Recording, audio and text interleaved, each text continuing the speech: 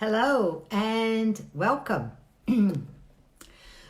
Tonight I want to talk to you about a subject that I've had some 30 years, give or take, of experience. Fear. In challenging times, fear is the most debilitating of emotions, and my experience comes from where I was born. As you may know, I was born in Brazil, and I spent all my formative years and most of my adult life under a military dictatorship.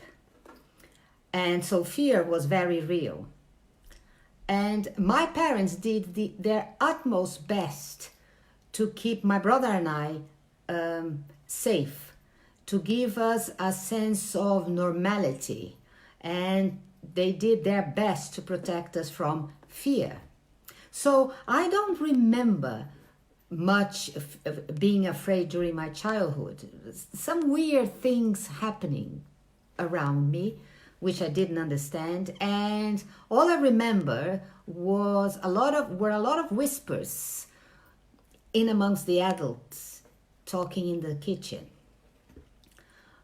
I began to understand fear when I was doing the equivalent of the A levels and into university. Then it became very, very real. And I have to say that for me, the worst part of giving control or giving into fear was that I lost trust.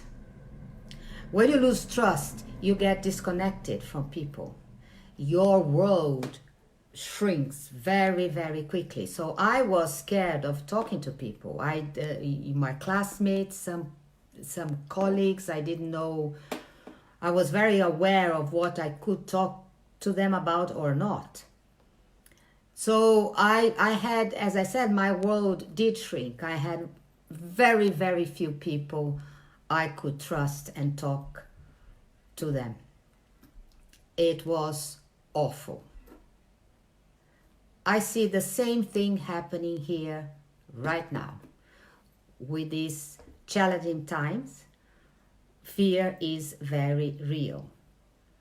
And I know that parents are doing their best to keep their children protected.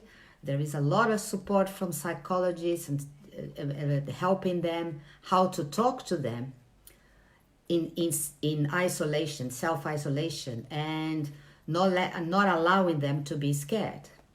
But I also see a lot of lack of trust. And a good example of it is when I went to the supermarket this morning and we were observing the 2 meters, and the security was controlling the inflow of people in and out of the supermarket. And this person comes by me with their trolley and looked at me and said, "This is all very ridiculous. It's not that bad."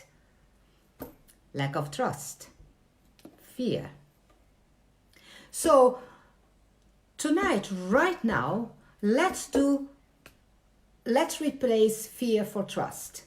So I want you to, right now, when you think about fear, and you don't have to do anything special to do this exercise. Wherever you are, sitting down, lying down, standing in the kitchen, having a cup of coffee or tea or whatever, just when you think about self-isolation and this not knowing what's going to happen or how long it's going to go for, scan your body and see where you feel a little bit of tension or discomfort.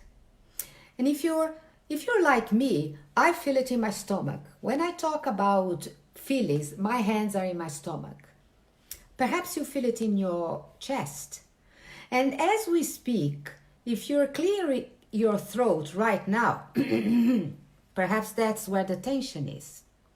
So think about self-isolation and uncertainty and see where the tension is.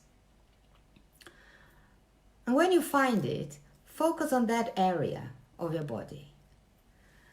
And then I want you to think about the meaning of trust for you. What trust means to you. and really think about it. And then think about the feelings associated with trust.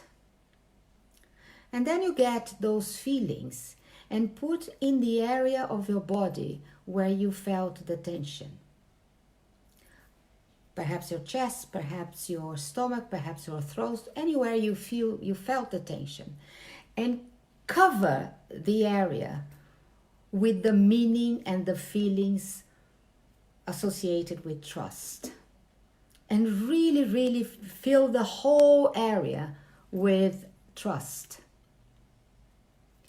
And if it helps, think about a person you trust the most. A go-to person. Hi, Lindsay. A person that you can be yourself, that you can talk to them about anything, that you feel that you're not being judged, that you feel that you're being supported. And when you think about that person, think about the feelings associated with the person.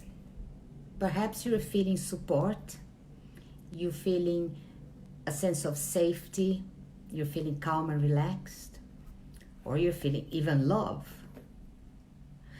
And I want you to fill the area of your body where you felt the tension with those feelings associated with the meaning of trust and with the person you trust the most.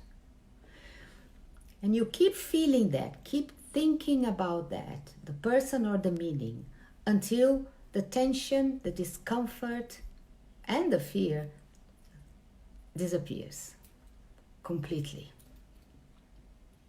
And you do that every time you feel a mild discomfort to avoid going into full-on panic attack. You do that tonight before you close your eyes to fall into deep healing sleep. Focus on that part of your body. Focus on the meaning of trust, the feelings associated with trust, and the person you trust the most. And you do that tomorrow, first thing, before you start your morning routine. Do the same thing. Focus on that part of your body with trust, safety, perhaps calm, love, whatever it is, whatever feelings are related with trust. And during the day, whenever you feel any discomfort, go there and stay with trust, stay with those feelings until the discomfort, perhaps a little bit of anxiety and uncertainty disappears completely. And the more you do it, the more used you get to the process, the easier it is. So take responsibility. Replace fear or discomfort or uncertainty by trust. And if you have any doubts, if you have any questions, you know where to find me. Now it's the time to get in touch with me. I can help you, I can support, and I want to help you, and I want to support you. So please, you can either go on my website or send me an email or even send me a message. And do not be afraid of sharing this video with as many people as you can so they can benefit from it. You do not have to go through this challenging time on your own. Get in touch with me. Thank you for watching. I'm Regina.